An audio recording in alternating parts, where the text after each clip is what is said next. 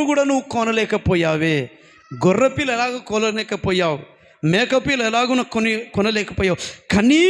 కనీసం ఒక లవంగి చెక్క తీసుకొచ్చి నాకు అర్పించినా కూడా నీ బలిని నేను అంగీకరించేవాడిని అని యాకోబు పట్ల దేవుడు ఎంత ప్రేమతో జాలితో మాట్లాడుతున్నాడు. దేవుని బిడ్డలారా, ఇన్ని బలహీనతలున్నా ఇంకా ఏమంటున్నాడు?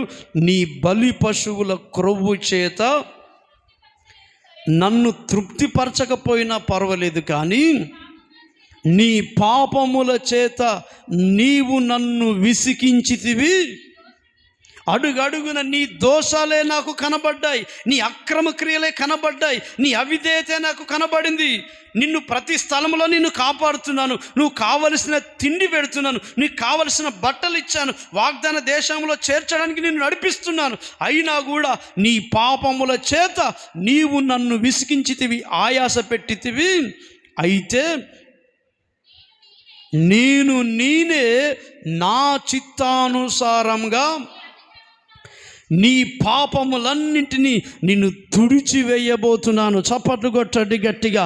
ప్రేమ కలిగిన దేవుడు యాకోబు పట్ల తన మనసు మార్చుకోలేక పితరులకు ఇచ్చిన వాగ్దానాన్ని బట్టి మరల యాకోబు చేసిన పాపములన్నీ దేవుడు అంటున్నాడు, నేనే నీ పాపాలన్నీ తుడిచివేయబోతున్నాను. చప్పట్లు కొట్టండి ఇంకోసారి గట్టిగా. నేనే నీ పాపాలన్నీ తుడిచివేస్తున్నాను, నీ పాపములను ఇక ఎన్నడూ నేను జ్ఞాపకము చేసుకొనను. జ్ఞాపకం చేసుకోకుండా యాకోబును ఒక నీతిమంతునిగా మార్చి,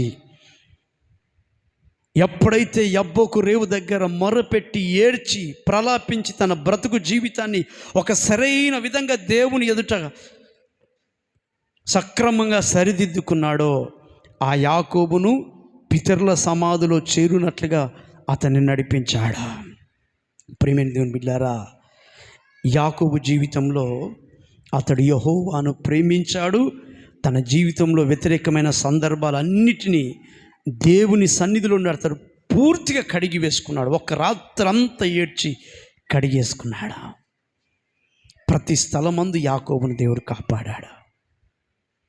ఇప్పుడు ఈ మాట మీద మన జీవితంలో యాకోబును ప్రతి స్థలమందు కాపాడి పితరులకు ఇచ్చిన దేశాన్ని ప్రభు చేర్చాడు. ఇప్పుడు మనకివ్వబోతున్న ఆ పరలోక దేశంలో మనల్ని చేర్చాలంటే మనము కూడా కాపాడబడాలి. ఈ 2025 సంవత్సరం ఈ ఫిబ్రవరి 9వ తారీఖు వరకు కాపాడబడ్డావు. రేపు ముందు నిన్ను ఎవరు కాపాడుతారు? రేపు రాబోతున్న రోజుల్లో ఎవరు కాపాడుతారు? రేపు భయంకరమైన పరిస్థితులు, రేపు భయంకరమైనటువంటి రోజులు మనం కళ్ళ ఎదుట చూడ